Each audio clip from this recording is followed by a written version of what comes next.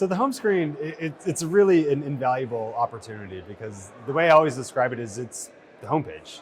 It's the opportunity you get to reach somebody as they're turning the television on.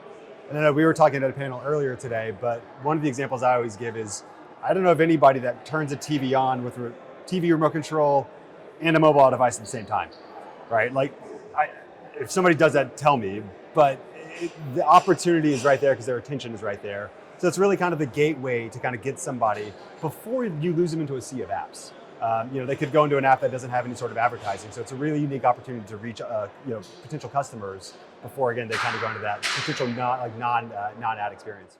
Yeah, so again, it's a good question of, how does the homepage ad actually fit into a broader kind of CTV or kind of TV online video type of campaign? And the honest truth is it's a bit of a gray area. I've actually been selling kind of homepage ads on smart TVs since 2016. So this is something I've done pretty extensively now, both in the US and globally. So I've really kind of had a unique sense of what is driving the media spins. And the challenge is it's not pure video. Typically, if you're getting CTV fast, in-stream, or online video, you've got teams that are trying to go after video completion rates, sometimes click-through rates, depending on the unit. Whereas then you've got display, which is often lower funnel, right? Trying to drive users, conversions, clicking, and then some sort of online behavior. The homepage is, again, directly in the middle of the two of those. And that does make it a bit of a challenge from advertisers and agencies. But what I always say is you have to think about the use case. And it's, again, a user clicking on an ad right before they go into a piece of content or into an app that may or may not have ads. So it's all about that user experience. And again, it really kind of figures out who's the right client, the right kind of KPIs that they want to drive, knowing you're getting that user before they go into, again, that kind of viewership experience.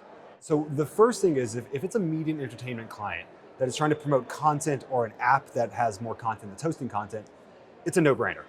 It is literally an opportunity to click from that and go directly to that content on a TV screen. Like, that is your last touch. I always laugh if I see an ad on the side of a bus. That's broad awareness. This is performance for media and entertainment. Like, that is fundamentally how you think about it. It's lower funnel for that media and entertainment type of vertical. When you get outside of that, it's not that simple. And this is where you start to think about connected TV being a cookieless environment, doesn't have a transaction opportunity on the back end of it. So it starts off as a branding experience, and then it really depends on what the client's KPIs are. If they are trying to drive video views, you're trying to get engaged users to click into that experience. Or again, if you're trying to get somebody to make some sort of purchase or lower funnel type of decision, you need to try to get them off the TV screen. And these days, that's typically done through things like QR codes, which again, have use cases, but doesn't work for every brand. Privacy and data is really at the tip of everyone's tongue. And kind of to rephrase, I think, what are some of the challenges when it comes to data and privacy on the CTV landscape, and how do you leverage that for advertisers? That's actually changed a lot. I'm obviously an American who's been living in London now for the last 7 years. Whenever I moved, GDPR didn't exist. Whenever I came from the States, GDPR wasn't even heard of, wasn't even a concept. The US was in a bit of a Wild West scenario that you could match IP addresses, you could do anything you really wanted in CTV landscape without any sort of, I don't want to say repercussions because it has a negative connotation, but you could do this without any sort of kind of compliance or kind of government oversight, if you will. Since GDPR, particularly in Europe, the CTV landscape has really evolved a lot in the last 3 years, explicitly through consent management platforms on CTVs.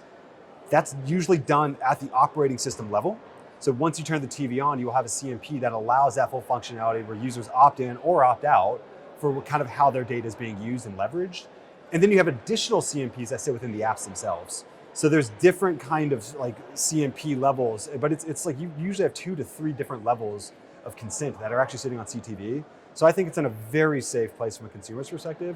It's now then just what sort of data is being shared and how is that being married back to the ultimate kind of brands based on what they're trying to do.